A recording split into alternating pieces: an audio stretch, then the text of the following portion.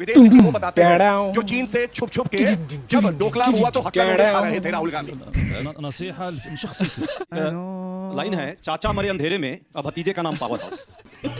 America तय करेगा कि आप रसा से तेल खरीदेंगे या नहीं, और कहता है अब कि आप 30 दिन के लिए आपको मैं छूट देता हूं। अरे भैया, अमेरिका मोदी जी का कोई ससुराल पक्ष है क्या कि मैके जाने के पहले सास से पूछना पड़ता है कि मैं जाऊं या नहीं जाऊं और कितने दिन के लिए जाऊं?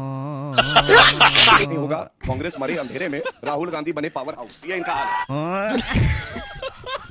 गब्बर गब्बर कर रहे थे, ये करे गब्बर, राहुल गांधी करे बब्बर, जो टी शर्ट उतार के नंगे हो जाते हैं उनको बब्बर शेर बुलाते हैं। पुलिस का डंडा पड़ा, बब्बर शेर निमियाने लगे, वो छोड़ दो भैया, गलती हो गई। ये है वहाँ के ईरान के सुप्रीम लीडर नहीं है, रिलीजियस लीडर है, पायस रिलीजियस लीडर है। मेरी आस्था में मैं अपने बाप से ज्यादा बड़ी आस्था रखता हूँ खामनेई साहब में। और अगर कोई बदतमीजी करता है, कोई तू तड़ाक से बोलता है, वैसे तो औकात नहीं होनी चाहिए किसी की।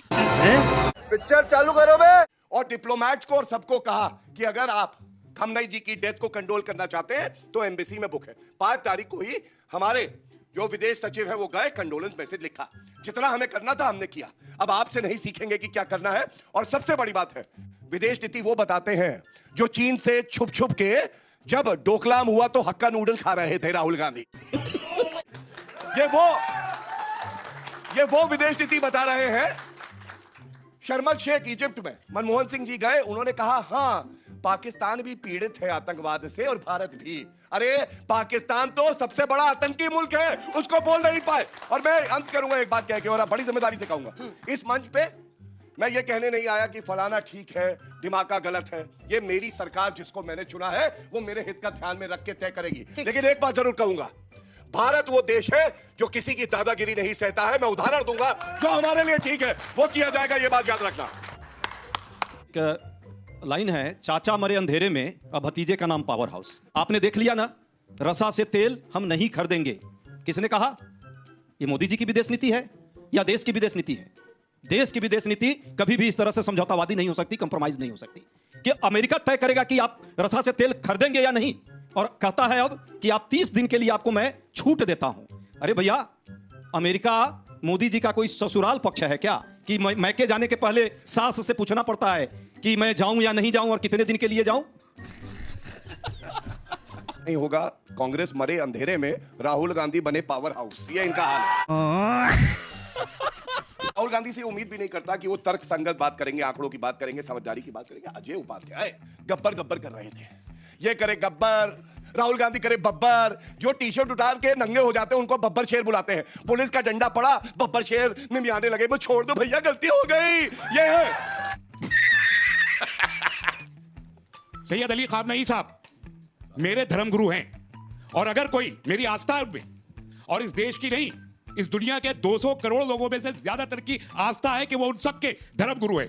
सिर्फ वो वहां के ईरान के सुप्रीम लीडर नहीं है, रिलीजियस लीडर है, पायस रिलीजियस लीडर है। मेरी आस्था में मैं अपने बाप से ज्यादा बड़ी आस्था रखता हूं खामनेई साहब में। और अगर कोई बदतमीजी करता है, कोई तू तड़ाक से बोलता है, वैसे तो औकात नहीं होनी चाहिए किसी की कि इतने बड़े आदमी से, जिसको देश दुनिया के कम से कम 200 करोड़ मुसलमान और गैर मुस्लिमीन उससे ज्यादा उसमें आस्था रखते हैं, हम में से किसी की क्या औकात है? जर्रे नहीं है कि हम उनको तू तड़ाक के साथ बोलेंगे।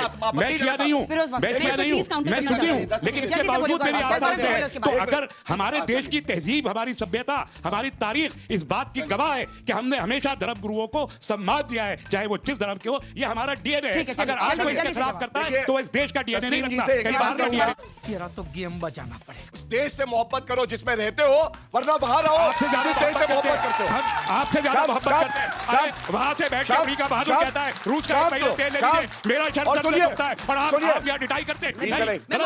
आप अमेरिका के डिक्टेट में चले गए, इसी तरह से देश गुलाम हुआ था, इन्हीं के तरीके से देश गुलाम हुआ था। आज फिर ये देश को गुलाम बनाना चाहते हैं, ये हमारा मसला है, इससे हमें तकलीफ है। मैं जनता के विवेक पे, करोड़ों दर्शकों के विवेक पे छोड़ता हूं। इन्होंने कहा हमारी धार्मिक आस्था है खमनई जी में। खमनई जी ने कहा है भारत गाजा की तरह है। 1, 2 अनुच्छेद 370 को संशोधित किया तो गलत किया, सीए लाए तो गलत लाए, और चौथा जवाब दिए। चलाइए मत प्लीज। अगर देखिए पढ़े लिखे देशवासी कहेंगे ना आयतुल्लाह खamenei की क्यों सुनेंगे? यही सवाल है। और आखिरी मेरा एक सवाल भाई से, तस्लीम रहमानी से सवाल, और आपसे भी है बख्श साहब। उन्होंने कहा भारत में मुस्लिम जो है वो काटे जा रहे हैं, मारे जा रहे हैं, नहीं रह सकते। मैं पूछना नहीं चाहता कहा, हूं, मुझे दिखाइए खामनेई जी ने कहा मुझे दिखाइए, आप खामनेई साहब का कश्मीर के statement संदर्भ में दिखाइए, उन्होंने कहा मुझे दिखाइए मुस्लिमों को statement, मारा जा मुझे रहा है statement और आपको दिखाइए। पता नहीं है। आप सरे, तो मैं आप इतना कैमरे में कहूंगा खड़े होकर हम झूठ भारत बोल के हिसाब से रहे हैं। चलेंगे, आप अफवाह हम फैला खामनेई के रहे हैं। हिसाब से नहीं अफवाह फैला चलेंगे। रहे हैं। ये बात जान नहीं, लीजिए। आप मुझे क्या दिखाइए, बात दिखाइए। है? क्या बात है सर। खामनेई ने कभी नहीं कहा कि यहाँ पे जो मुसलमान है प्रताड़ित किए जा रहे हैं। मेरे पास उनका ट्वीट है, उन्होंने कहा भारत में मुस्लिम्स का मैसेकर हो रहा है। ये ट्वीट लेके आया हूं। झूठा कौन है ट्वीट है। बताइए, ये कब का झूठ ट्वीट है? बोलते हैं यहाँ पे ये कब का आके, ट्वीट है? आप बरगलाते हैं। काटे ये जा रहा रहे हैं, मारे जा रहे हैं। खामनेई का शेर, पढ़ लीजिए। आपको अपने लेके आया हूं आपको सीधे। अपने अमेरिकनों से डर लगता है। बिल्कुल अभी चुप। बोले कि जो भारत की बात जीरो करेगा साइड भारत पे वाला रहेगा, US के जिसको लोग नहीं पसंद बोले, है वो वहां US के चला लोग बोले, जाए। जीरो भारत साइड पे वाला रहोगे तो बोले, भारत एक की लफ्ज़ बात के अलग से नहीं निकला। खिलाते रहिए। आता है वो, आपके खिलाते मालिक है। रहिए। जब वोट भारत डाले, बस, बस। भारत में जीरो साइड होने वाला है, तब आप चुप रहते हैं। हम कहते हैं जीरो साइड नहीं होने वाला। आप झूठ बोला आप बात करते हैं। करिए। आप आते ही झूठ बोलने के लिए यहाँ